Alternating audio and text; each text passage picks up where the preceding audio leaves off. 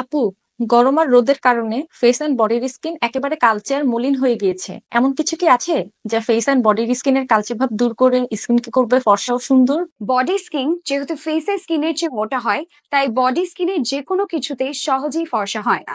তাই glow industry ব্র্যান্ডের aura white cozy carat body cream হতে পারে আপনার স্কিনের জন্য পারফেক্ট সলিউশন, যা আপনার ত্বককে ফর্সা করার পাশাপাশি দাগ ছোপ কমায়, স্কিন টোন ইভেন করে এবং ত্বকে করে মসৃণ ও গ্লোয়িং।